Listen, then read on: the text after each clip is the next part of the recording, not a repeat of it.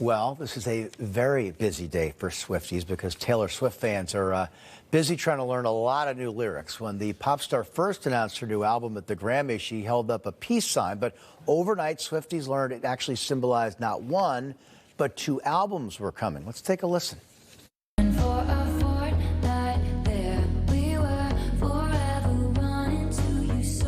Just a tiny snippet sample of Fortnight, the album's lead single featuring Post Malone. The surprise second half of the Tortured Poets Department dropped at 2 a.m. In all, there are some 31 new songs for fans to kind of decipher and, of course, enjoy. Joining us now to talk more about the ever-growing legend that is Taylor Swift is Mark Tavern, voting member of the Recording Academy and a lecturer at the University of New Haven. Mark, thanks for your time tonight. First off, Taylor Swift, hard to imagine that she's not at the peak of her fame.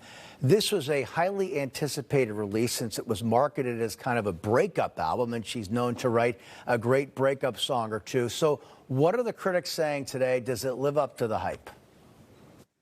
So I think that this is a great question. As with everything about Taylor, arguably the biggest artist in the music business, the most important artist in the music business, is the hype about her dropping a new album? Is the hype about the insightful, incisive lyrics? Is the hype about the fact that she surprised everyone with a double album? It's almost too much. I think part of that is about the fans, and I think fans are loving what they hear. I think critics are a little bit more mixed. I think that they're writing more about whether or not she can live up to that hype. But I think that if you're going to be so insightful and incisive about these past relationships, that maybe you are meeting that hype because you are pulling in all of this background from your life. I wonder what Travis Kelce thinks about all these songs about past boyfriends. That's another topic for another day. You mentioned double album, Mark. Taylor Swift is beloved, of course, for her songwriting and lyrics, but she's also a genius when it comes to marketing and business.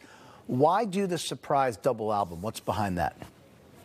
I think that there are two things behind that. I think the first is you have to, announcing an album for her is about creating an opportunity to then have Easter eggs and get fans ready, and then surprising them with the second bunch of songs 2 hours later is about creating a new narrative. If she is the biggest artist, if it is a question of can she live up to the hype?